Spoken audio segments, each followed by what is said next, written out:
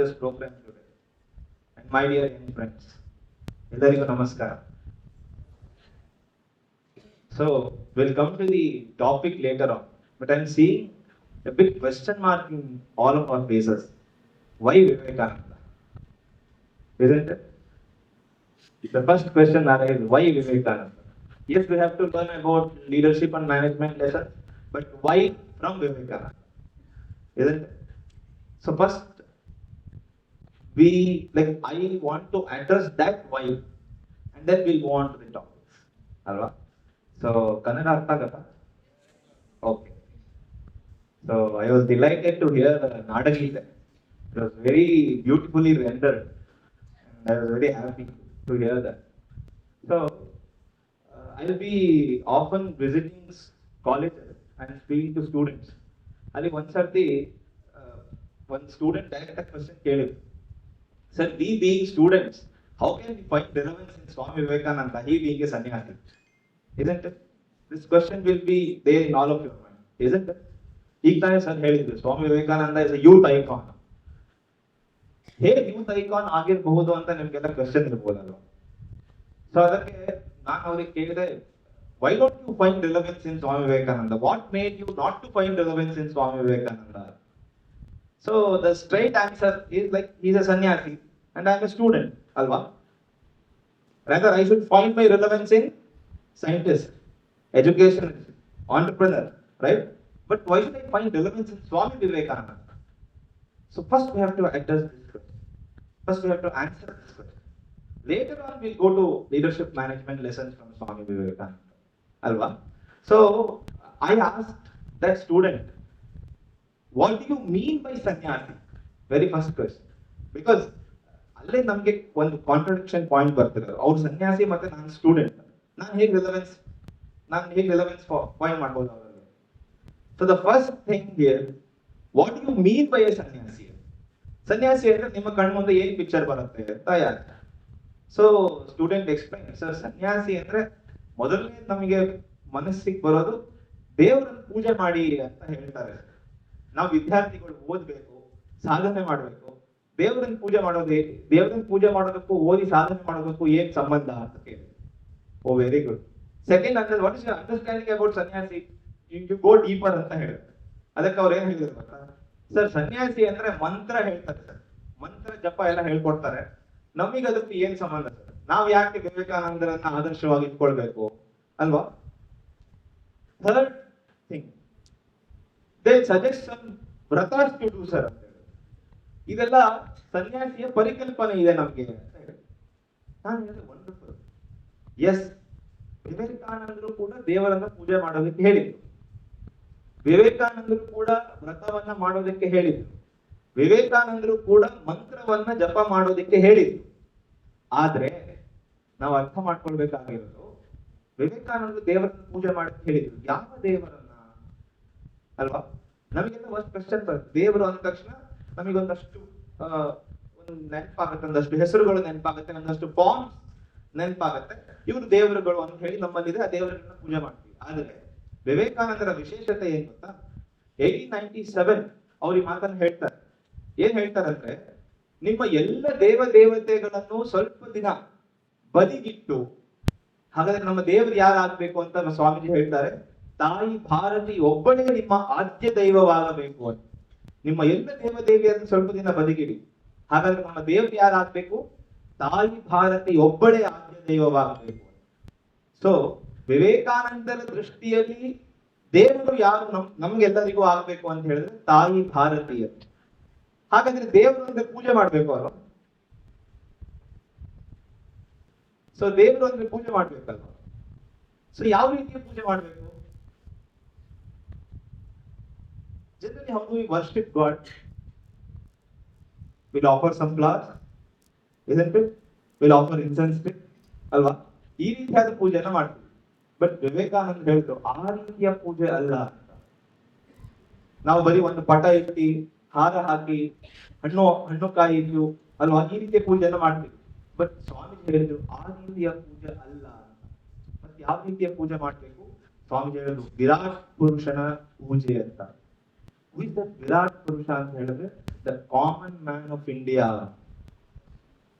ಅದಕ್ಕೆ ಅವ್ರು ಹೇಳಿದ್ರು, ತುಂಬಾ ಮಂತ್ರಗಳು ನಮ್ಮ ಉಪನಿಷತ್ಗಳು ಹೇಳ್ಕೊಟ್ಟಿದೆ ಅಲ್ವಾ. ಅದರಲ್ಲಿ ನಮಗೆ ವಾಕ್ಯಗಳನ್ನು ಹೇಳ್ಕೊಟ್ಟಿದೆ. ಏನ್ ಹೇಳ್ಕೊಟ್ಟಿದೆ? ಮಾತೃ ದೇವೋಭವ, ಪಿತೃ ದೇವೋಭವ, ಆಚಾರ್ಯ ದೇವೋಭವ, ಅತಿಥಿ ದೇವೋಭವ ಅಂತ ಹೇಳಿದೆ. ಆದ್ರೆ ವಿವೇಕಾನಂದ ಇನ್ನೊಂದೆರಡನ್ನ ಸೇರಿಸ್ಕೊಡಿ ಅಂತ ಹೇಳಿದ್ರು. ಏನ್ ಹೇಳಿದ್ರು? ದೀನ ದೇವೋಭವ, ದರಿದ್ರ ದೇವೋಭವ, ರೋಗಿ ದೇವೋಭವ, ದುಃಖಿ ದೇವೋಭವ. The downtrodden should be your god from today ಅಂತ ಹೇಳಿ ಅಲ್ವಾ. ಇವತ್ತಿನಿಂದ ದೀನರು ನಿಮ್ಮ ದೇವರಾಗಬೇಕು, ದರಿದ್ರರು ನಿಮ್ಮ ದೇವರಾಗಬೇಕು ಅಂತ ಕರೆ ಕೊಟ್ಟು ಇವರ ಸೇವೆಯನ್ನೇ ಪೂಜೆ ಅಂತ ಸ್ವಾಮಿ ವಿವೇಕಾನಂದರು ಹೇಳಿ. This is called the real worship, serving your own countrymen ಅಂತ. ಈ ರೀತಿಯಾದಂತಹ ದೇವರು ಮತ್ತೆ ಪೂಜೆಯ ಕಲ್ಪನೆಯನ್ನು ಸ್ವಾಮಿ ವಿವೇಕಾನಂದ ನಮಗೆ ಕೊಟ್ಟದ್ದು. ಅದಕ್ಕೆ ಸ್ವಾಮಿ ವಿವೇಕಾನಂದ ನಮಗೆ ಮೋಸ್ಟ್ ರೆಲೆವೆಂಟ್ ಅಂತ. ಸೆಕೆಂಡ್, ಸ್ವಾಮಿ ವಿವೇಕಾನಂದ ವ್ರತವನ್ನು ಹೇಳಿದರು. ಯಾವ ವ್ರತವನ್ನ? ವಿಚ್ ಇಸ್ ದಟ್ ವ್ರತ which Swami Vivekananda told us. Swamiji said, the two twin ideals of India. Can anyone guess the twin ideals of India? Service and sacrifice. Seva and tyaga. ಸಾಮಾನ್ಯವಾಗಿ ವ್ರತಗಳು ಹೇಗೆ ಬರುತ್ತೆ? ತಿಂಗಳಿಗೆ ಒಂದ್ಸತಿ occasion, ವರ್ಷಕ್ಕೊಮ್ಮೆ ಬರುತ್ತೆ, ತಿಂಗಳಿಗೆ ಒಮ್ಮೆ ಬರುತ್ತೆ. ಆದ್ರೆ ವಿವೇಕಾನಂದರು ಕೊಟ್ಟಂತಹ ವ್ರತ ನಾವು ಪ್ರತಿ ಕ್ಷಣ ಮಾಡುವಂತಹ ವ್ರತ. ಅದು ತಿಂಗಳಿಗೊಮ್ಮೆನೋ ವರ್ಷಕ್ಕೊಮ್ಮೆನೋ ಮಾಡಿ ಸುಮ್ಮನೆ ಇರುವಂತದ್ದಲ್ಲ. Every moment we have to practice the vrata of tyaga and seva. ಇದು ಸ್ವಾಮೀಜಿ ಕೊಟ್ಟಂತಹ ಕಾರ್ಯ. ಆಮೇಲೆ Vivekananda also gave us the mantra. ಸಾಮಾನ್ಯವಾಗಿ ಈ ಮಂತ್ರ we think that it should be in Sanskrit, right? So what I try to do is, Swamiji had also coined that mantra in Sanskrit. I try to repeat that. Then you'll find the relevance. So ಮಂತ್ರ ಅಂತ ಸಂಸ್ಕೃತದಲ್ಲಿ ಇರುತ್ತೆ ಅಂತ ನಮ್ಗೆ ಒಂದು ತಲೆಯಲ್ಲಿದೆ ಅಲ್ವಾ. ಸ್ವಾಮಿ ಹೇಳ್ತಾರೆ, ಎಷ್ಟು ಅದ್ಭುತವಾದ ಮಂತ್ರ ಗೊತ್ತಾ? ಕಿನ್ನಾಮ ರೋದಿಷಿ ಸಖೆ ತ್ವಯಿ ಸರ್ವಶಕ್ತಿ. ಯಾಕಕ್ಕೋಸ್ಕರ ಹೇಳ್ತೀರ? What is the reason for weeping, oh my friend? You have all power within you. Tvai sarva shakti. Amantrayasva bhagavan bhagada swarupa. Manifest that power within you. Trailokyametakilam tavapada mule. When you manifest the power within you, ಏನಾಗುತ್ತೆ? Trailokyametakilam tavapada mule. ಮೂರು ಜಗತ್ತು ಕೂಡ ನಿಮ್ಮ ಕಾಲ್ ಕೆಳಗಡೆ ಬಿದ್ದಿರುತ್ತೆ. This is the mantra given by Swami Vivekananda. So Swamiji said, ಯಾವ ದೇವರು? ತಾಯಿ Bharata. How to worship? Through serving your own country. Then what is the vrata that narrated by Swamiji? Service and sacrifice. And what is the mantra given by Swamiji? You have all power within you. You can do anything and everything. Isn't it? ಇವತ್ತಿನ students ಏನಾಗ್ತಾರೆ ಅಂದ್ರೆ, ನಮ್ಮ student community, youth ಕಮ್ಯುನಿಟಿದಲ್ಲಿ ಏನಂತ ಹೇಳಿದ್ರೆ depression ಅಲ್ವಾ. Small ಇಶ್ಯೂಸಿಗೆ ಡಿಪ್ರೆಷನ್ಗೆ ಹೋಗುವಂಥದ್ದು, ಹೌದಲ್ವಾ? ತುಂಬಾ ಏನೋ ಕಳ್ಕೊಂಡ್ಬಿಟ್ಟೆ ಅಂತ ಹೇಳುವಂಥದ್ದು, ಆತ್ಮಹತ್ಯೆ ಮಾಡ್ಕೊಳ್ಳುವಂಥದ್ದು. ಅಲ್ಲಿ narrative a short story. You have heard of Ramana Maharshi? Is a great saint of Tiruvannamalai in Tamil Nadu. ಹೀಗೆ ನಿಂತಾರೆ ಯಾರೋ ಒಬ್ಬ student. He was depressed due to many things in his life. So he decided that I am going to commit suicide today. So while going on the way, he encountered this Ramana ashram. He went into the Ramana ashram. ಅಲ್ಲಿ ರಮಣ ಮಹರ್ಷಿಗಳು ಕೂತಿದ್ರು. ಆವಾಗ he straight away went to Ramana Maharshi and told, Maharshi, today I am going to commit suicide. Maharshi said, okay, very good, but sit for some time. So he was astonished. First time he is hearing some person who is responding to him like, okay, very good, go and do suicide, but sit for some time. ಅವ್ನು ಸ್ವಲ್ಪ ಹೊತ್ತು ಕೆಳಗಡೆ ಕೂತ್ಕೊಂಡ ಮೇಲೆ ರಮಣ ಮಹರ್ಷಿಗಳು ಏನ್ ಮಾಡ್ತಿದ್ರು ಅಂತ, ಇವಾಗ ದೋಸ್ ಲೀವ್ಸ್, ಮುತ್ಕದ ಎಲೆ ಅಂತ ಹೇಳ್ತಿದ್ರು, ಈ ಊಟಕ್ಕೆ ಬಳಸ್ತೀವಿ, ನೋಡಿರ್ಬೋದು. ಆ ಎಲೆಗಳನ್ನ ಎಣಿತಾ ಕೂತಿದ್ರು. ಸುಮಾರು ಎಲೆಗಳು ಎಣಿದಾದ್ಮೇಲೆ, ಅಲ್ಲೇ ಆಶ್ರಮದ ಭಕ್ತರ ಊಟಕ್ಕೆ ಅಂತ ಎಲೆಗಳನ್ನ ಎಣಿತಾ ಕೂತಿದ್ರು. ಸುಮಾರು ಎಲೆಗಳು ಎಣಿದಾದ್ಮೇಲೆ ಅವನಿಗೆ ಹೇಳಿದ್ರು, now you can go, now you can leave, but one condition. ಏನಂತ ಹೇಳಿದ್ರೆ, ಈ ಎಲ್ಲ ಎಲ್ಲಿರೋ ಎಲೆಗಳಿದೆಯಲ್ಲ ಅದನ್ನ ತಗೊಂಡು ಹೋಗಿ ಥ್ರೋ ಇಟ್ ಇನ್ ಡಸ್ಟ್ಬಿನ್ ಅಂತ ಹೇಳಿ. Taken aback. ಯಾಕೆ ಅಂತ ಹೇಳಿದ್ರೆ ಅವಾಗಿಂದ ಕೂತ್ಕೊಂಡು almost for an hour so ಒಂದೊಂದೇ ಎಲೆಗಳು ತಗೊಂಡು ಚೆನ್ನಾಗಿದೆಯೋ ಇಲ್ವೋ ನೋಡಿ ನೋಡಿ ಎಂದಿದ್ದೀರಾ ಅಲ್ವಾ? ಅದು ಯೂಸ್ ಆಗ್ಬೇಕಲ್ವಾ? ಯಾರಾದ್ರೂ ಊಟ ಮಾಡ್ಬೇಕಲ್ವಾ ಅದರಲ್ಲಿ? ಹಾಗೆ ಬಿಸಾಕ್ಬಿಡಿ ಅಂತ ಹೇಳ್ತಿದ್ದೀರಲ್ಲ, ನೀವು ಹುಚ್ಚಿಟ್ಟಿದ್ಯಾ ರಮಣರೇ ಅಂತ ಕೇಳಿದ್ರು. ಸೊ ರಮಣ ಮಹರ್ಷಿಗಳು ಏನು ಉತ್ತರ ಕೊಟ್ಟರು ಗೊತ್ತಾ? ಅಲ್ಲ ಮರ, ನಾನು ಒಂದೊಂದೇ ಎಲೆಗಳನ್ನ ಎಣೆದು ಆ ಎಲೆಗಳು ಭಕ್ತರ ಊಟಕ್ಕಾಗತ್ತೆ ಅಂತ ಎಂದಿದ್ದೆ. ಆ ಎಲೆಗಳು ನಾನು ಕ್ರಿಯೇಟ್ ಮಾಡಿದಂತ ಒಂದೊಂದು ಎಲೆಗಳು ವೇಸ್ಟ್ ಆಗ್ತಿದೆಯಲ್ಲ ಅಂತ ನೀನ್ ನನಗ್ ಬೈಯೋದಾದ್ರೆ ನೀನೆಂಥ ಮೂರ್ಖ. ನಿನ್ನಂತೆ ಭಗವಂತ ಇನ್ನೊಬ್ಬನನ್ನ ಜಗತ್ತಿನಲ್ಲಿ ಕ್ರಿಯೇಟ್ ಮಾಡಿಲ್ಲ, ಹೌದಲ್ವಾ? You are always unique. ನೀನು ಆತ್ಮಹತ್ಯೆ ಬಗ್ಗೆ ಯೋಚನೆ ಮಾಡ್ತಿದ್ಯಾ ಅನ್ನೋದಾದ್ರೆ ನಿನ್ಗಿಂತ ದೊಡ್ಡ ಮೂರ್ಖ ನಾನೇನಲ್ಲ ಅಂತ ರಮಣರು ಹೇಳಿದ್ರು. ದಟ್ ಮೊಮೆಂಟ್ ಇಟ್ಸೆಲ್ಫ್, ಆ ಮೊಮೆಂಟ್ ಅಲ್ಲೇ ಅವನು ಆತ್ಮಹತ್ಯೆಯನ್ನು ಮಾಡೋದು ಒಂದು ವಿಚಾರವನ್ನ ಅವನ ತಲೆಯಲ್ಲಿ ತೆಗೆದ. This is the wisdom that our rishis have to give. Like they have in their mind, which they were giving to, they are giving to Indian youth. ಈ ತರ wisdom ನಮ್ಮಲ್ಲಿದೆ. ಇದು ವಿವೇಕ್. But it's ತುಂಬಾ important. There are 3 lessons from Swami Vivekananda. Right? Very important that every youth should, practice and know. Very important. 3 geographies in his life, in his biography. You have to remember 3 geographies. Very important. First is Calcutta. ನಿಮ್ಗೆಲ್ಲ ಗೊತ್ತಿರಲ್ಲ ಅನ್ಸುತ್ತೆ, but ಆದ್ರೂ ನಾನು ಪ್ರಯತ್ನ ಮಾಡ್ತೀನಿ ಹೇಳೋದಕ್ಕೆ. ಕೆಲವರು ಓದಿರ್ಬೋದು, ಕೆಲವರು ಓದದೇ ಇರ್ಬೋದು. ವಿವೇಕಾನಂದರು ಹುಟ್ಟಿದ್ದು ಕಲ್ಕಟ್ಟಾದಲ್ಲಿ, ವೆಸ್ಟ್ ಬೆಂಗಾಲ್ ಕಲ್ಕಟ್ಟಾದಲ್ಲಿ. ಓಕೆ, ಇವತ್ತಿನ ಕೋಲ್ಕತ್ತಾ ಕಲ್ಕಟ್ತಾ ಅಂತ ಹೇಳ್ತಿರಲ್ಲ, ಕಲ್ಕಟ್ಟಾದಲ್ಲಿ. ಫಸ್ಟ್ ಜಿಯೋಗ್ರಫಿ ನೆನ್ಪಿಟ್ಕೊಳ್ಳಿ. ಸೆಕೆಂಡ್ ಜಿಯೋಗ್ರಫಿ ಇಸ್ ಕನ್ಯಾಕುಮಾರಿ ಅಲ್ವಾ, ನಮಗೆ ಸ್ವಲ್ಪ ಹತ್ತಿರದಲ್ಲಿ. And you know there is a big Vivekananda memorial rock in Kanyakumari, isn't it? Second geography. Nenpitkolli. I tell you, I'll relate you what we should remember out of these 3 geographies. And third one, it is Chicago. Chicago gottalla? Yak Chicago famous agide? Why? Swamiji's historical speech, alva? So first we'll come to first geography in his biography. Here first geography, Calcutta. ಯಾಕೆ ಇದನ್ನು ಯಾವಾಗಲೂ ನಾವು ನೆನಪಿಟ್ಕೊಳ್ಬೇಕು ಅಂತ ಹೇಳಿದ್ರೆ, even Swamiji received the English education, isn't it? We are all receiving English education, isn't it? Andre he did not leave the roots of Vedas. He did not leave the roots of this Indian culture. Even after receiving English education, he was under the feet of Sri Ramakrishna, who was the embodiment of our scriptures, and he was his very own disciple, alva? So the first lesson ಏನು ಅಂತ ಹೇಳಿದ್ರೆ, even after receiving all modern education, we should not forget our roots. That is the first education that we are getting from Swami Vivekananda. First geography in his biography, Calcutta ನೆನಪಾಗಿದ ತಕ್ಷಣ ನಮ್ಗೆ ಏನ್ ನೆನಪಾಗಬೇಕು? Dakshineswar, where Narendra was transformed into Swami Vivekananda. Thus, gigantic form of Swami Vivekananda. What an intellect, isn't it? Even today, there are many books coming out of his life. There are researches conducted on his life, isn't it? So, that transformation was happening in that very land of Dakshineshwar.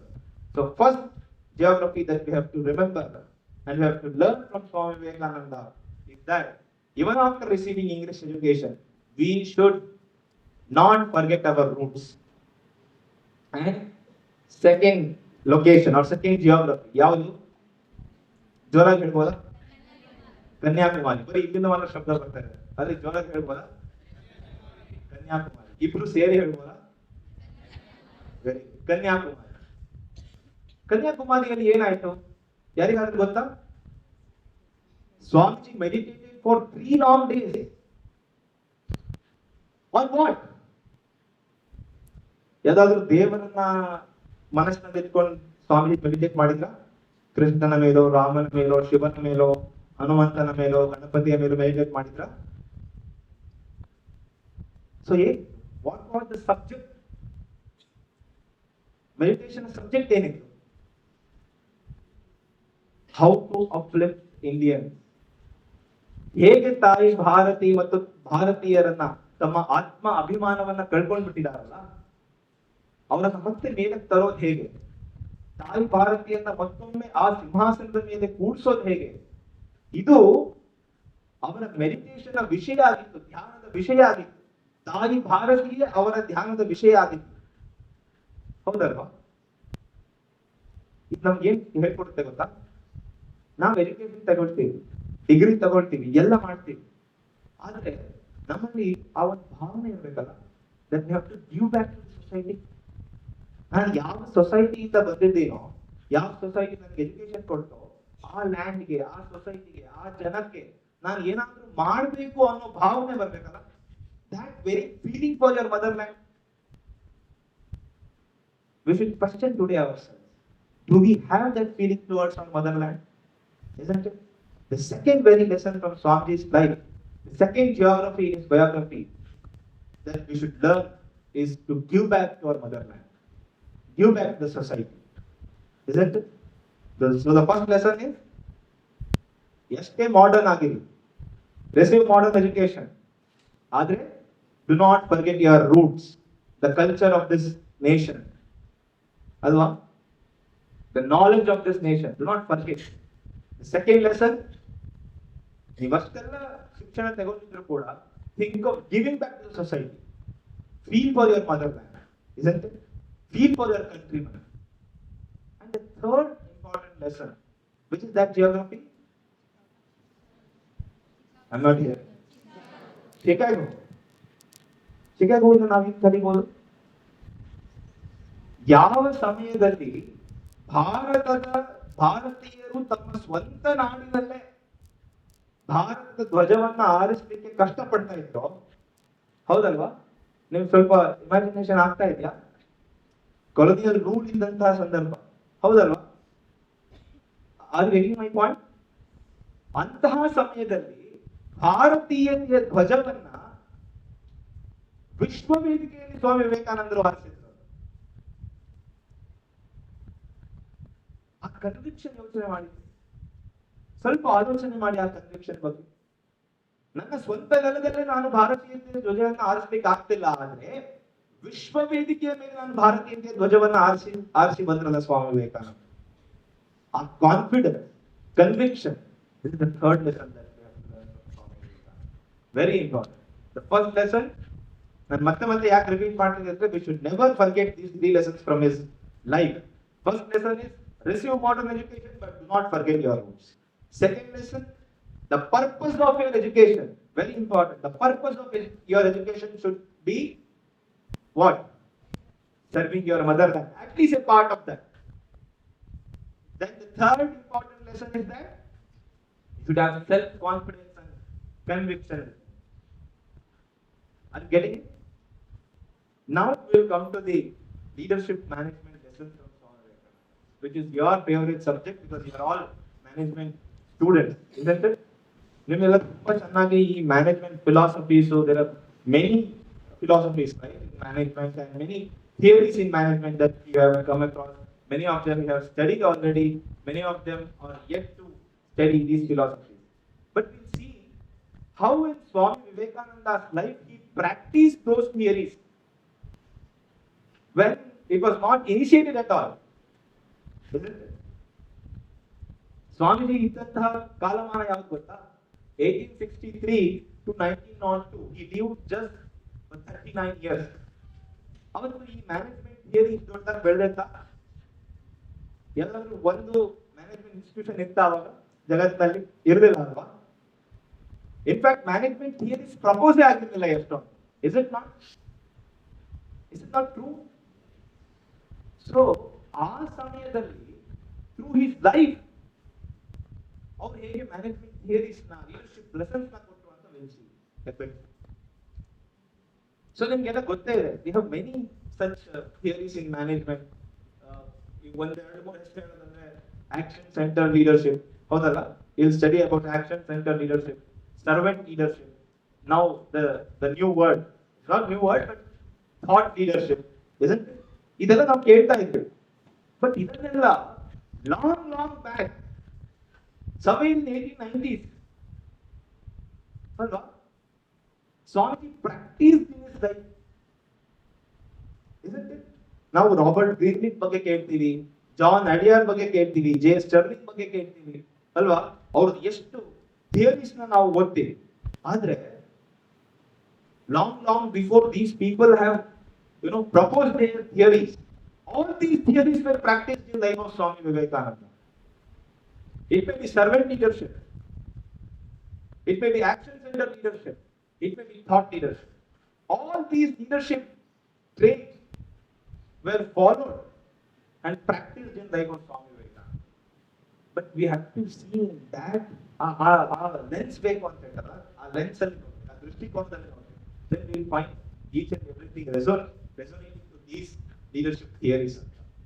So leadership ಅಂದ್ರೆ ಏನು ನಿಮ್ಗೆಲ್ಲರ ಪ್ರಕಾರ? ನಾಯಕ ಅಂತ ಹೇಳ್ತೀವಲ್ಲ, leader ಅಂದ್ರೆ ನಾಯಕ, ನೇತೃತ್ವವನ್ನು ವಹಿಸುವವನು ನಾಯಕ ಅಂತ ಹೇಳಿ. Isn't it? Those who lead or guide, he is the leader. Isn't it? And management, very simple definition ಏನು? Organized, common sense.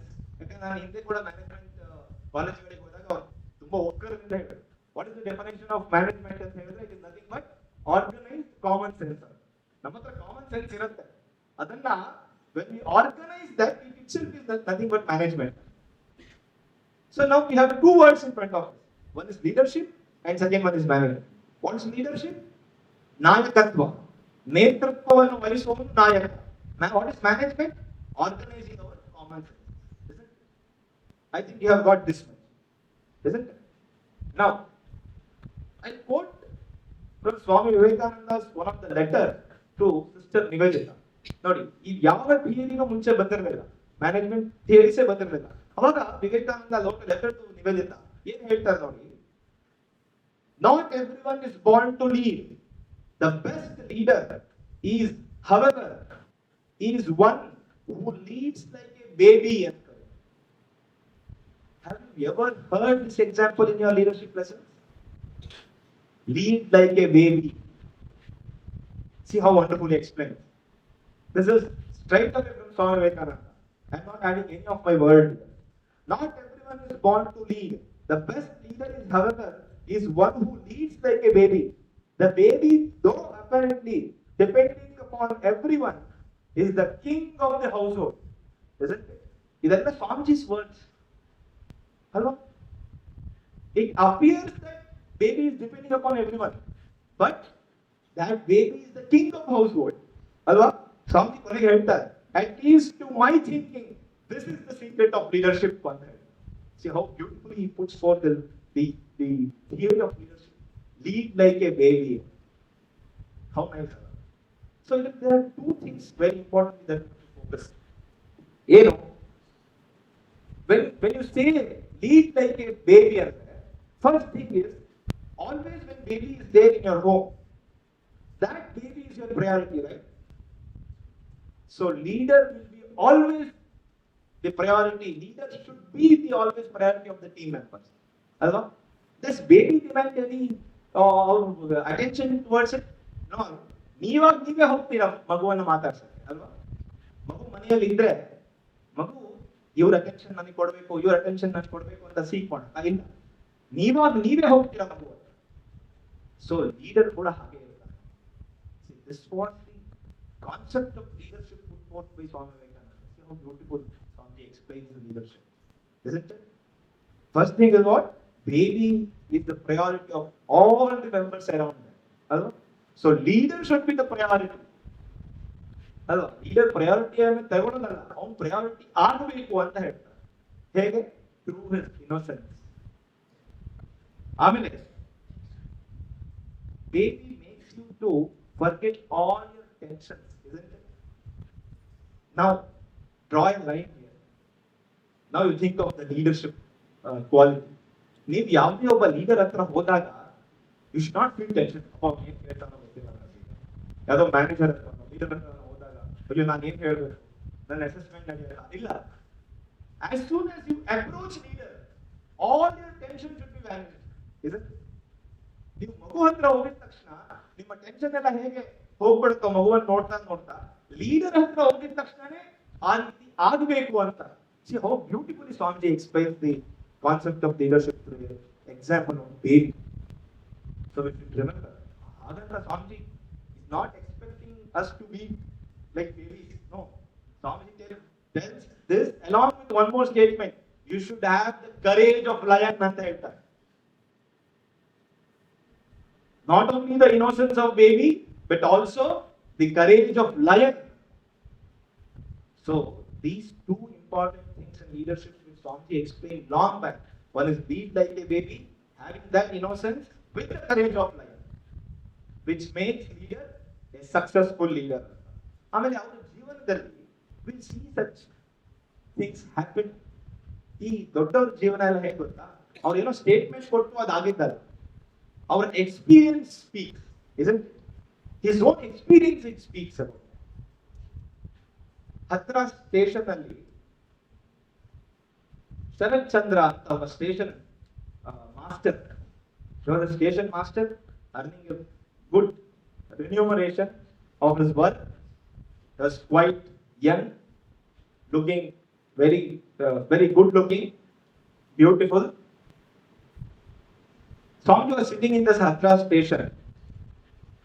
You know, one ಸರ್ತಿ ಆ ಸ್ಟೇಷನ್ ಅಲ್ಲಿ ಓಡಾಡ್ತಿರ್ಬೇಕಾದ್ರೆ ಹೇಗೋ ಅವನ ದೃಷ್ಟಿ ವಿವೇಕಾನಂದರ ಮೇಲೆ ಹೋಗುತ್ತೆ. ವಿವೇಕಾನಂದ ಹೇಗಿದ್ರು ಗೊತ್ತಾ, he was a wandering monk. ಅವನ ಹತ್ರ ಏನೂ ಇರಲಿಲ್ಲ. ಅವ್ರ ಹತ್ರ ಒಂದು ದಂಡ ಇತ್ತು, ಒಂದು ಜೋಳಿಗೆ ಇತ್ತು, ಒಂದು ಕಮಂಡಲ ಇತ್ತು, ಹಾಕೊಂಡಿರೋ ಬಟ್ಟೆ ಇತ್ತು, ಅಷ್ಟೇ. He was a wandering monk. You should see pictures of Swami. Wandering monk pictures ಇದೆ. ಅವ್ರ ಕಡೆ ಕೂತಿದ್ರು. ನಾನು ಇವಾಗ ಏನ್ ಹೇಳಿದೆ, ಲೀಡಿಂಗ್ ಲೈಕ್ ಎ ಬೇಬಿ ಅಂದ್ರೆ baby which be priority of everyone. ನೀವು ಬೇಡ ಅಂದ್ರೆ you be attracted towards that. ಮಗು ಅಂತ ಅಟ್ರಾಕ್ಟ್ ಹೋಗ್ತೀರಲ್ವಾ, ಅದು ಹೇಗೆ ಅವ್ರ ಜೀವನದಲ್ಲಿ ಆಯ್ತು. ಅವ್ರ ಪಾಡಿಗೆ ಅವ್ರು ಕೂತಿದ್ರು. This Sharat Chandra, who was the station master, who was young, energetic, earning good remuneration, and he was good looking, he was attracted by the personality of Swami Vivekananda. ಅವನು ಸ್ವಾಮಿ ಹತ್ರ ಬಂದು ಹೇಳ್ತಾನೆ, ನಾನು ನಿಮ್ಮ ಹತ್ರ ಮಾತಾಡ್ಬೇಕು ಸ್ವಲ್ಪ ಹೊತ್ತು ಅಂತ ಹೇಳಿ ಸ್ವಾಮಿ ಹತ್ರ ಮಾತಾಡ್ತಾನೆ. ಮಾತಾಡಿದಾದ್ಮೇಲೆ ಅವ್ನು ಹೇಳ್ತಾನೆ, Swamiji I will resign this job. ನಾನು ಈ ಸ್ಟೇಷನ್ ಮಾಸ್ಟರ್ ಜಾಬ್ ರೆಸಿಗ್ನೇಷನ್ ಕೊಡ್ತೀನಿ, I will come along with you ಅಂತ ಹೇಳ್ತಾನೆ. ಏನ್ ಮಾಡ್ತಿದ್ಯಾ ನೀನು ಈಗ ತುಂಬಾ ಯಂಗ್ ಇದೆಯಾ, ನೀನು ಮುಂದೆ ಜೀವನ ನಡೆಸೋಗಿದ್ಯಾ, ಈ ತರ ಎಲ್ಲ ಇದೆ, ನೀನ್ ಹೇಗೆ ಹೀಗೆ ಹೇಳ್ತಿದ್ಯಾ? ಇಲ್ಲ ಸ್ವಾಮೀಜಿ, ನಿಮ್ಮ ಹತ್ರ ಮಾತಾಡಿದ್ಮೇಲೆ ನನಗೆ ಅನ್ನಿಸ್ತಿದೆ ನನ್ನ ಮಿಕ್ಕಿದ ಜೀವನ, the rest of my life I should be with you. That is the quality of leader ಅಲ್ವಾ, ಕನ್ವಿನ್ಸಿಂಗ್. ನಿಮ್ ಮುಂದೆ ಇರೋ ವ್ಯಕ್ತಿಯನ್ನ ನಿಮಗೋಸ್ಕರ ಕೆಲಸ ಮಾಡುವ ಹಾಗೆ ಕನ್ವಿನ್ಸ್ ಮಾಡೋದು ಒಬ್ಬ ಲೀಡರ್ನ ಕೆಪಾಸಿಟಿ ಅಲ್ವಾ. Swamiji had that capacity. ಅವ್ನು ಹೇಳ್ತಾನೆ, ನಾನು ಇಡೀ ಜೀವನ ನಿಮ್ಗೋಸ್ಕರ ಕಳಿಬೇಕು ಅಂತ ಇದ್ದೀನಿ. ಸ್ವಾಮೀಜಿ ಏನ್ ಮಾಡ್ತಾರೆ, ಅವ್ನು ಸ್ವಲ್ಪ ಚೆನ್ನಾಗಿದೆ ನೋಡ್ಲಿಕ್ಕೆ, ಅದಕ್ಕೆ ಸ್ವಾಮೀಜಿ ಒಂದು ಟೆಸ್ಟ್ ಕೂಡ ಕೊಡ್ತಾರೆ. ಲೀಡರ್ಶಿಪ್ ನೋಡಿ ಎಷ್ಟು ಚೆನ್ನಾಗಿ ಅವ್ರ ಜೀವನದಲ್ಲಿ ಹೊರಹೊಮ್ಮಿದೆ ಅಂತ.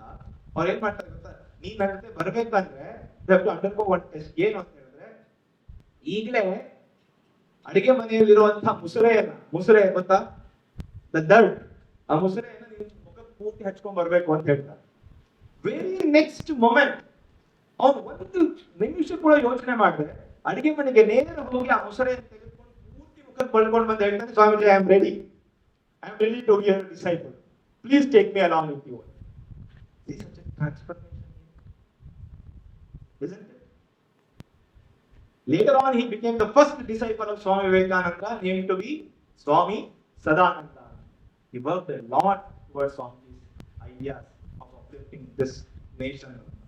There are many such disciples, many such examples in Swami Vivekananda's life, which shows that Swamiji led like a baby with the courage of lion.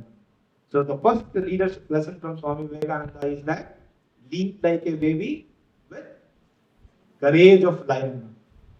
The second quote that I am quoting from again Swamiji's letter, which he wrote to Swami Brahmananda, his brother disciple. ಏನಂತ ಬರೀತಾರೆ ಗೊತ್ತಾ? See, please mark these words. These are straight away the words from Swami Vivekananda's letter. Any amount of theoretical knowledge one may have, you should contemplate on these sentences of Swamiji. Then only you get to know the intensity of these sentences, the deep meaning of these sentences. Any amount of theoretical knowledge one may have, but Unless one does the thing actually, nothing is learned. Nothing is learned.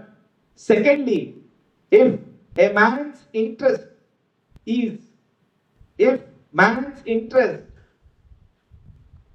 in anything is not roused, he will not work wholeheartedly.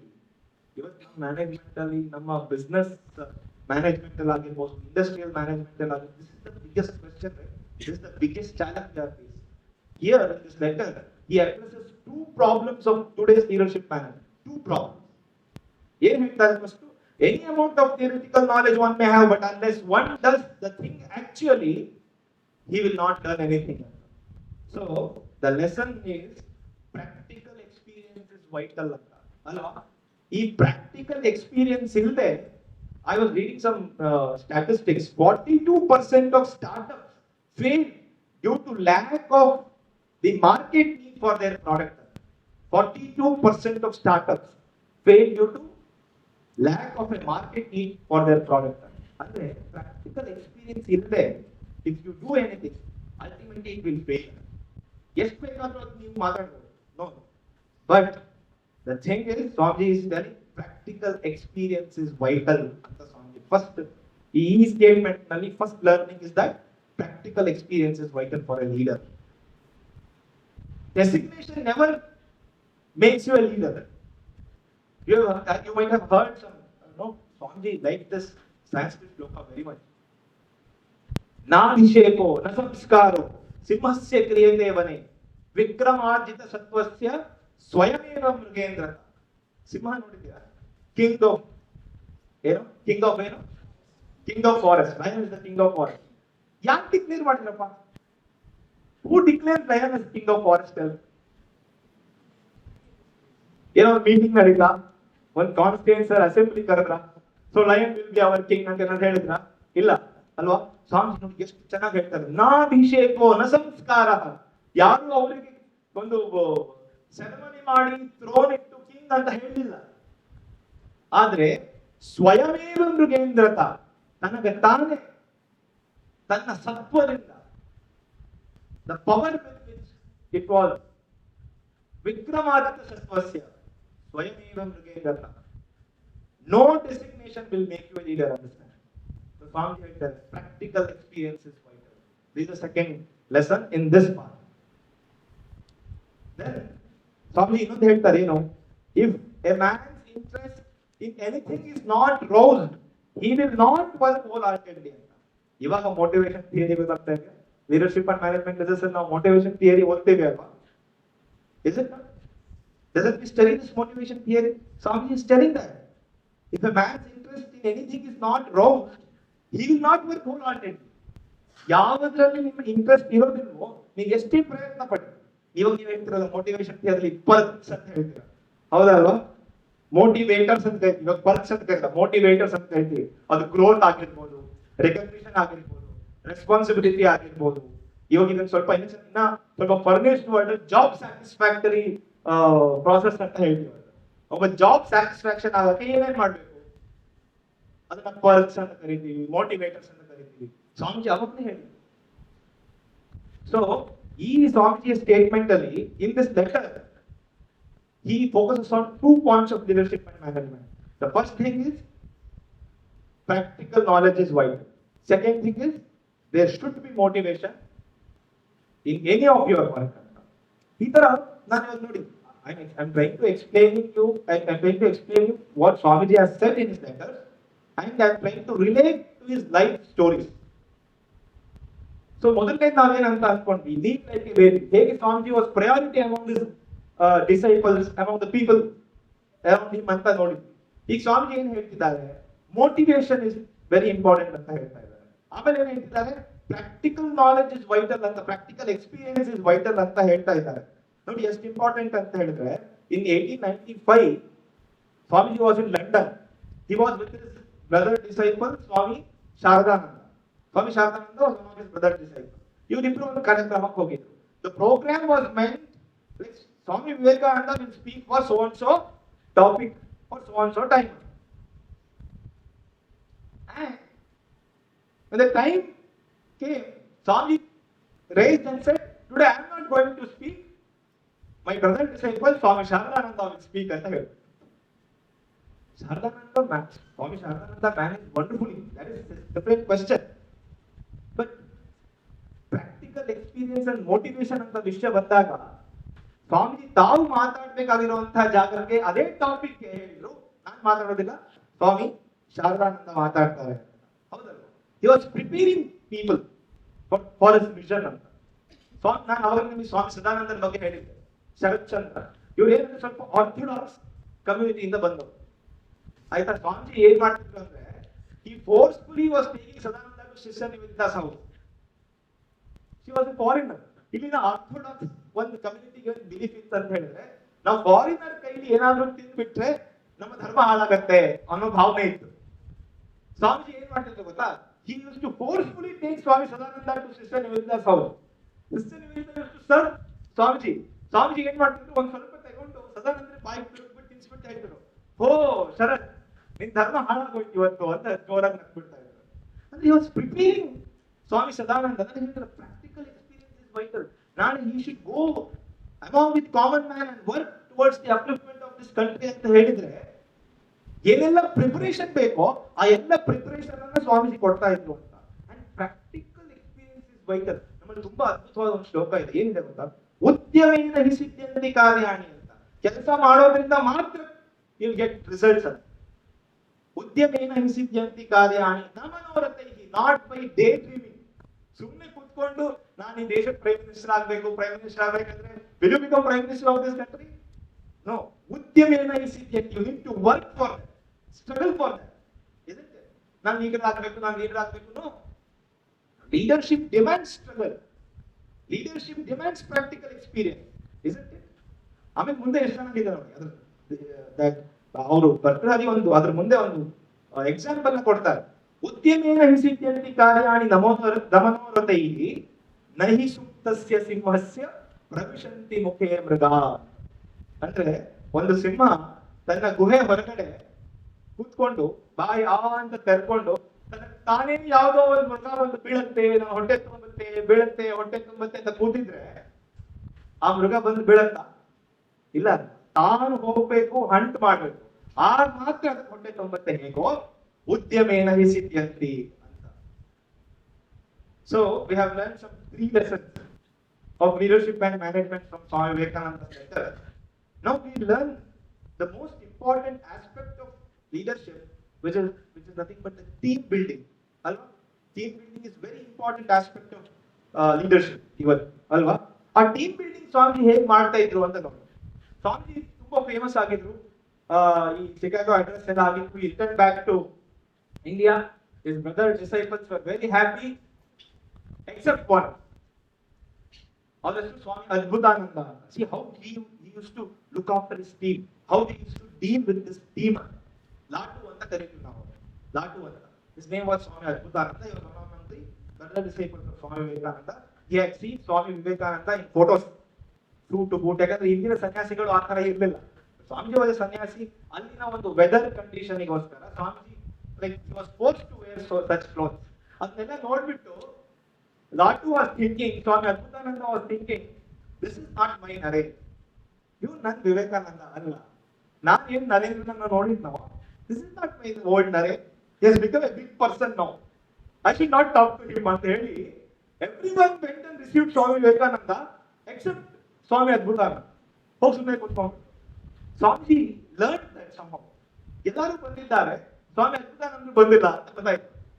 See how to handle the team, how to deal with the team. It's beautiful. You should come down few steps to deal with this team. ಏನ್ ಮಾಡ್ತಾರೆ ಗೊತ್ತಾ ಸ್ವಾಮಿ? ಅವರೆಲ್ಲ ಪಟ್ಟೆ ಬರೆಗಳನ್ನ ತೆಗೆದಿಟ್ಟು ಸಾಮಾನ್ಯ ಇಂದಿನ ಭಾರತೀಯ ಸನ್ಯಾಸಿಗಳು ಏನ್ ಪಂಚೆ ಉಡ್ತಾರೋ ಆ ತರ ಪಂಚೆ ಉಟ್ಟು ಒಂದು ಉತ್ತರಿಯನ್ನ ಹಾಕೊಂಡು ತಮ್ಮ ಎಲ್ಲ ಭೂಷಣಗಳನ್ನ ವೇಷಭೂಷಣ ತೆಗೆದಿಟ್ಟು ಲಾಟು ಮಹಾರಾಜರು ಎಲ್ಲಿದ್ದಾರೆ, ಅದ್ಭುತಾನಂದ ಎಲ್ಲಿದ್ದಾರೆ ಅಂತ ಹುಡ್ಕೊಂಡು ಹೋಗಿ ಅವ್ರ ಮುಂದೆ ನಿಂತ್ಕೊಂಡ್ರು. When Latu Maharaj saw Swamiji in such a simple attire, then he was convinced that no, my narrative has not changed. And you see, you have to certain times come down the steps to deal with your team. Alva? Now leader, ನಾನು ಹೇಳ್ದಂಗೆ ಆಗ್ಬೇಕು. ನೀನ್ receive ಮಾಡಿಲ್ಲ ಅಂದ್ರೆ ನೀನ್ ಇಷ್ಟ ನಾನೇನ್ ಮಾಡ್ಲಿ ಅಲ್ವಾ? ಈ ತರ ಮನಸ್ಸಿನಲ್ಲಿ ಇರಬಾರ್ದು. How you are dealing with this brother disciple. ಆಮೇಲೆ ಇನ್ನೊಂದೇನು ಗೊತ್ತಾ, ನಮ್ಮಲ್ಲಿ ಟೀಮ್ ಮ್ಯಾನೇಜ್ ಮಾಡ್ಬೇಕಾದ್ರೆ ಸೆಕೆಂಡ್ ವೆರಿ ಇಂಪಾರ್ಟೆಂಟ್ ಥಿಂಗ್ ಇದೆ, ಯಾರೋ ಒಬ್ಬ ಟೀಮ್ ಅಲ್ಲಿ ಒಂದ್ಸರ್ತಿ ತಪ್ಪು ನಿರ್ಧಾರ ತಗೊಂಡ್ಬಿಟ್ಟಿದ್ರೆ, ಕೆಟ್ಟದ್ ಮಾಡ್ಬಿಟ್ಟಿದ್ರೆ ನಾವೇನ್ ಮಾಡ್ತೀವಿ ಹೇಳಿ, ಅದನ್ನೇ ಮನಸ್ಸಲ್ಲಿ ಇಟ್ಕೊಂಡ್ಬಿಟ್ಟಿದ್ವಿ ಅಲ್ವಾ? ಅವ್ನು ಏನ್ ಒಳ್ಳೇದ್ ಮಾಡೋಕ್ ಪ್ರಯತ್ನ ಮಾಡಿದ್ರು ಕೂಡ, ಇಲ್ಲ ಇವ್ನು ಏನೋ ಕೆಟ್ಟದಕ್ಕೆ ಹೇಳ್ತಿದ್ದಾನೆ ಅಂತ ಅನ್ಕೊಂಡ್ಬಿಡ್ತೀವಿ. Very important things why dealing with your team. ಆದ್ರೆ there was one among Swami Vivekananda's team whose name was Girish Chandra Bose. ನೀವೆಲ್ಲ ಗಿರೀಶ್ ಚಂದ್ರ ಬೋಸ್ ಬಗ್ಗೆ ಕೇಳಿದ್ದೀರಾ? He was a famous playwright. ಅವನು ಸಾಕಷ್ಟು ಅವನ ಜೀವನದಲ್ಲಿ ಅನಾಚಾರಗಳನ್ನ ಮಾಡಿದ್ದ. ಆದ್ರೆ ಶ್ರೀರಾಮಕೃಷ್ಣರ ಸಂಘಕ್ಕೆ ಬಂದು by the holy company of Sri Ramakrishna, he was transformed into a devotee, very good person, noble person. Swamiji ಒಂದು ಸರ್ತಿ ಕೂಡ in whole of his life Girisha ಹೀಗಿದ್ದ ಅಂತ ಹೇಳಲೇ ಇಲ್ಲ. In place of that he was praising Girish Chandra Bose more and more. He was respecting Girish Chandra Bose to the top.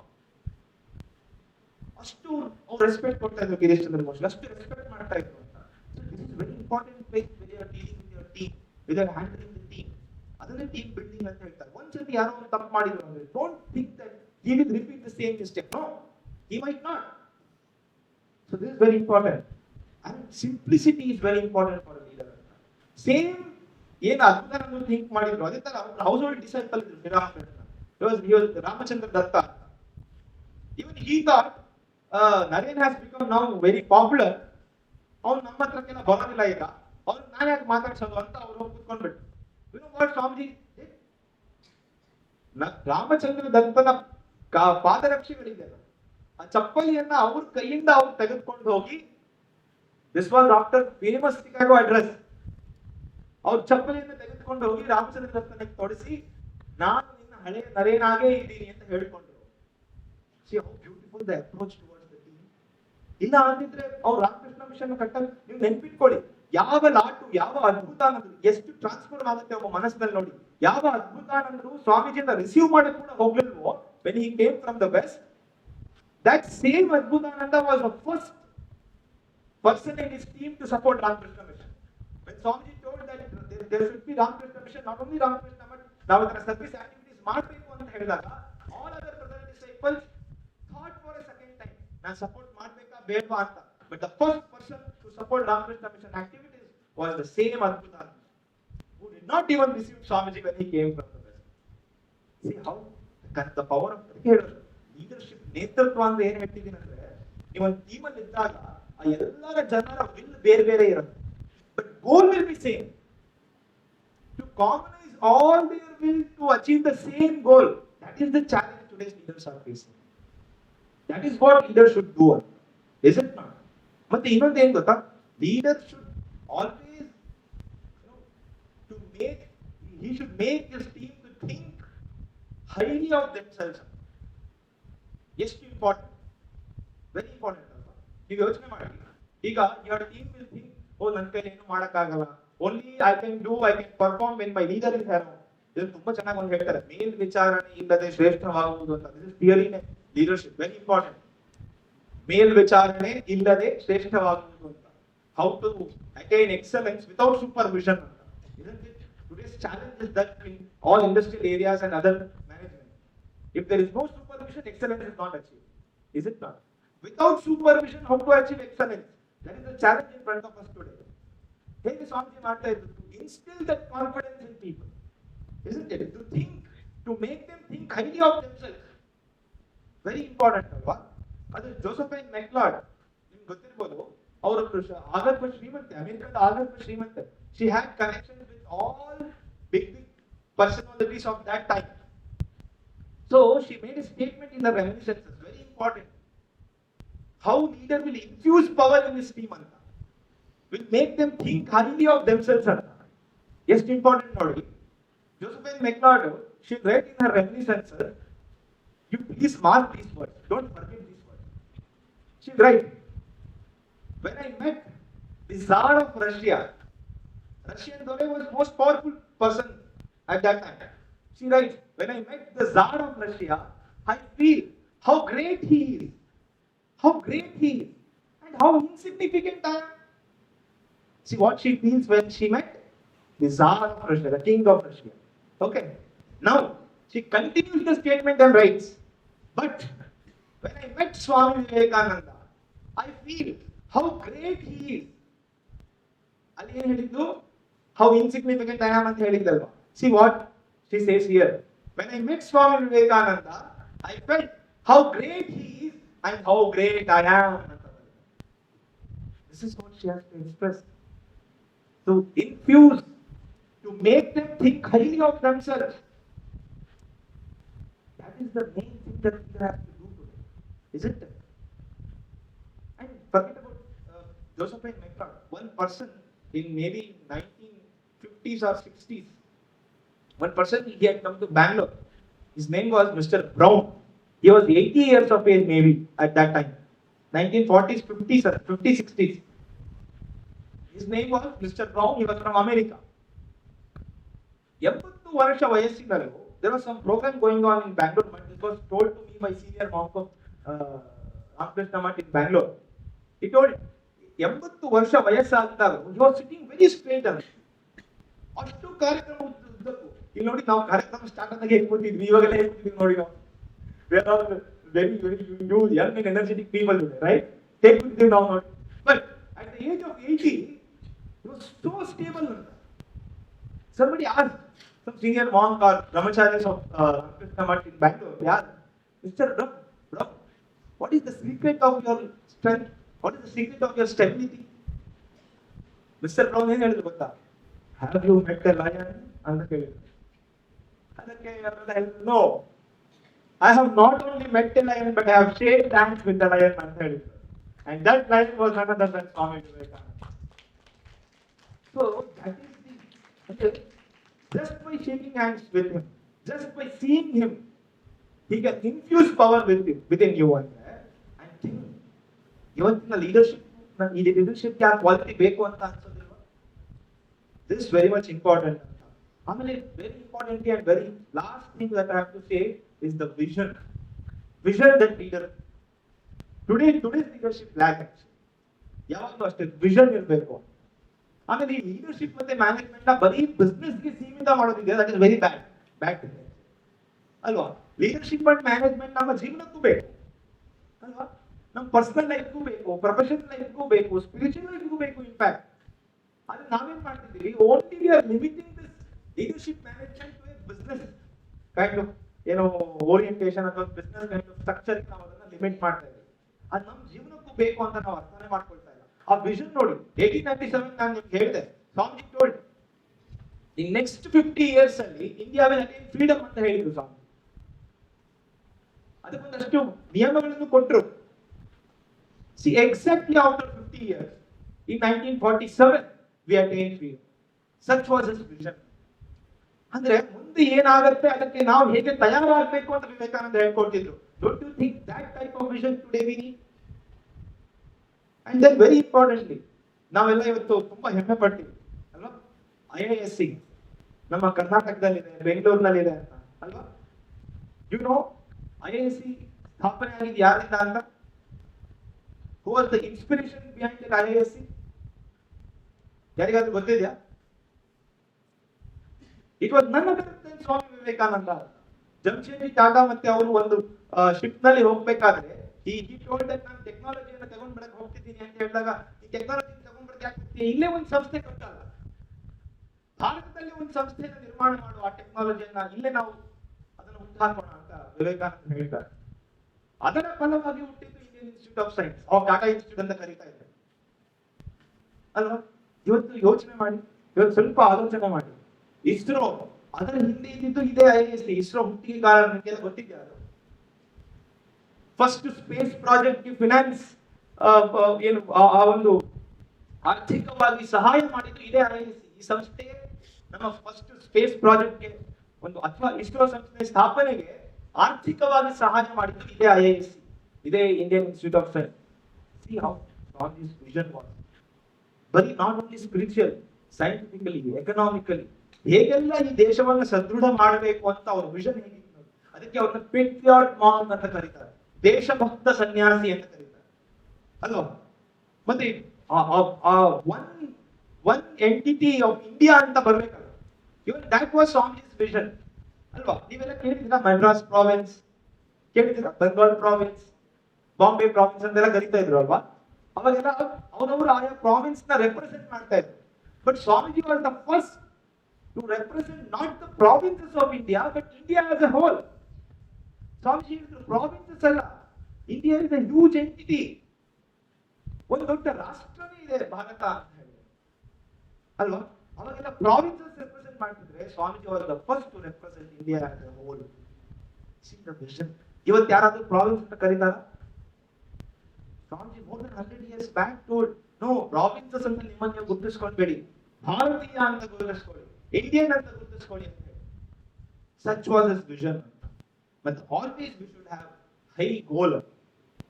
Leaders should have high goal. ನಮ್ಗೆಲ್ಲರಿಗೂ ಗೋಲ್, ನಿಮ್ಗೆ ಯಾರಿಗಾದ್ರೂ ಗೋಲ್, ನಿಮ್ ಲೈಫ್ ಗೋಲ್ ಅಂತ ಯಾರಾದ್ರೂ ಕೇಳಿದ್ರೆ ನೀವು ಯಾರಾದ್ರೂ ಹೇಳ್ತೀರಾ? Any one of you are ready? Are you ready to tell what is your goal of life? Can you tell anyone? Will be blank for a few minutes. Then after goal ಅನ್ಕೊಂಡಿದ್ದಿಲ್ಲ. See what is the pathetic condition of India's youth today? Isn't it? We are in their professional courses and we don't know our goal yet. Goal of our life yet. Isn't it? ಯಾವಾಗಲೂ keep your goal high. DVG ಅವರು ತುಂಬಾ ಚೆನ್ನಾಗಿ ಹೇಳ್ತಾರೆ. ನಾನು ಕಗ್ಗ, ನಿಮಗೆಲ್ಲ ಕಗ್ಗದ ಬಗ್ಗೆ ಪರೀಕ್ಷೆ ಇದೆಯಲ್ಲ, ಡಿ ವಿ ಗುಂಡಪ್ಪ ಅವರು ಕಗ್ಗಗಳ ಬರೀತಾರೆ. ಆ ಕಗ್ಗ ಬರೀತಾರೆ, ಧಾರುಣಿಯ ನಡಿಗೆಯಲ್ಲಿ ಮೇರುವಿನ ಗುರಿ ಇರಲಿ. ನಿಮ್ಮ ನಡಿಗೆ ಹೇಗಿರ್ಬೇಕು, ಅಪ್ರೋಚ್ ಟುವರ್ಡ್ಸ್ ಯುವರ್ ಗೋಲ್ ಹೇಗಿರ್ಬೇಕು ಅಂದ್ರೆ ಧಾರುಣಿಯ ನಡಿಗೆ, ವೆರಿ ಸ್ಲೋ, ಫಾಸ್ಟ್ ಆಗಿ ಅಪ್ರೋಚ್ ಮಾಡ್ಬೇಕು ಅಂತಲ್ಲ, ಆದ್ರೆ ಗೋಲ್ ಹೇಗಿರ್ಬೇಕು, ಮೇರುವಿನ ಗುರಿ ಇರಲಿ, ಅತ್ಯಂತ ಉನ್ನತವಾಗಿರ್ಬೇಕು. Very high goal that you cannot reach. ನೀವು ಕೇಳ್ಬೋದು, keeping the goal which we cannot reach, what is the use ಅಂತ ಅಲ್ವಾ. ನಾನು ಹೇಳ್ತೀನಿ, keep the goal which you cannot reach ಅಂತ. You may ask the next question, what is the use if I keep a goal which I cannot reach? ಅದಕ್ಕೆ ತುಂಬಾ ಚೆನ್ನಾಗಿ ಹೇಳ್ತಾರೆ. ಏನ್ ಹೇಳ್ತಾರೆ ಅಂದ್ರೆ, keeping your goal high is very important. Reaching the goal is not important, but striving hard to reach the goal is important, because in the process of striving you will grow. ಅಲ್ವಾ. I'll give you an example. ಆ ಸಣ್ಣ ಮಕ್ಕಳು ಆಟ ಆಡ್ತಾರೆ ನೋಡಿದೀರಾ? ಅವರು ತೆವಳಕ್ ಶುರು ಮಾಡ್ಬೇಕಾದ್ರೆ ಆ ತೆವಳೋದ್ ಕಲೀಲಿ ಅಂತ ಹೇಳಿ ನೀವೇನ್ ಮಾಡ್ತೀರಾ, ಒಂದು ಆಟಿಕೆ ತೆಗೆದುಕೊಂಡು ಮಗು ಮುಂದೆ ಇಡ್ತೀರಾ, ಹೌದಾ? ಆ ಮಗು ಹತ್ರ ಬರ್ತಿದ್ದಾಗ ನೀವೇನ್ ಮಾಡ್ತೀರಾ, ಆಟಿಕೆ ಹಿಂಗ್ ಸ್ವಲ್ಪ ದೂರ ಇಡ್ತೀರಾ, ಮಗು ಬರ್ಲಿ ಅಂತ. ಹತ್ರ ಬಂದಾಗ ಮತ್ತೇನ್ ಮಾಡ್ತೀರಾ, ಹಿಂಗ್ ಸ್ವಲ್ಪ ದೂರ ಇಡ್ತೀರಾ. Keep your goal high which you cannot reach. In the process of striving hard to reach your goal, you will grow. This is the secret of keeping goal high. ಅದಕ್ಕೆ ಡಿವಿಜಿ ಹೇಳ್ತಾರೆ, ಧಾರುಣಿಯ ನಡಿಗೆಯಲ್ಲಿ ಮೇರುವಿನ ಗುರಿ ಇರಲಿ, ಮೇರುವೆನು ಮರೆತಂತು ನರಕಕ್ಕೆ ದಾರಿ. ನೀವು ಯಾವತ್ತು ಗೋಲ್ ಮರ್ತೋಗ್ತೀರೋ, that is the end of your life. ದೂರವಾದಡೋದೇನು, ಕಾಲು ಕುಂಟಿರಲೇ, ಊರ ನೆನಪೇ ಬಲವ ಮಂಕುತಿಮ್ಮ. ನಿಮ್ ಗೋಲ್ ಎಷ್ಟೇ ದುಡ್ಡಿರ್ಲಿ ಅಲ್ವಾ, ನಿಮ್ ಕಾಲು ಕುಂಟಿರ್ಲಿ, ಏನ್ ತೊಂದರೆ ಇಲ್ಲ. ಬಟ್ ನಮ್ಗೆ ಗೋಲ್ ಯಾವಾಗ್ಲೂ ಹೈ ಇದೆ ಅಂತ ನೆನಪಿಟ್ಕೊಂಡ್ರೆ, ನಿಮಗೆ ಕಾಲ್ ಕುಂಟಿದ್ರೆ ಏನಂತೆ, ದೂರ ಆದ್ರೆ ಏನಂತೆ, you will keep marching, isn't it? So keep your goal high. And my friends, please read few things at least in life of Swami Vivekananda. Make it a habit to read life of Swami Vivekananda. I bet you that your life will change. Your life will change. I have seen many such lives. Please don't miss this golden opportunity. Vivekanandana, American ಮಹಿಳೆ ಒಬ್ಬ ಪುಸ್ತಕ ಬರೆದಿದ್ದಾರೆ, Unpacked Gift. He is such a gift to our nation, but we are still in the process of unpacking him. So, ನಮಗೆ ಎಷ್ಟು ಆಗುತ್ತೋ ಅಷ್ಟು ವಿವೇಕಾನಂದರ ಚಿಂತನೆಗಳನ್ನ, ಅವರ ಜೀವನವನ್ನ ಅಧ್ಯಯನ ಮಾಡ್ತಾರೆ. ಸೊ ಲಾಸ್ಟ್ಲಿ ನನಗೆಲ್ಲ ನೀವೆಲ್ಲ ಒಂಥರ ಯಾಕೋ ಬೇಜಾರಾಗಿ ಕೂತಿದ್ದೀರಾ ಅಂತ ಅನಿಸ್ತದೆ. ಅದಕ್ಕೆ ನಾನು ಸ್ವಾಮೀಜಿಯ ಮಂತ್ರ, ಪವರ್ಫುಲ್ ಮಂತ್ರ ಹೇಳ್ಕೊಟ್ಟು I tell in English so that you can also repeat. Okay, will you repeat with me? Will you repeat with me? Okay. So ಎಲ್ಲರೂ ಮೊದಲು ನೆಟ್ಟ ಕೂತ್ಕೊ. By this mantra I'll end my. Okay? ಎಲ್ಲ ನೆಟ್ಟ ಕೂತ್ಕೊ. I have.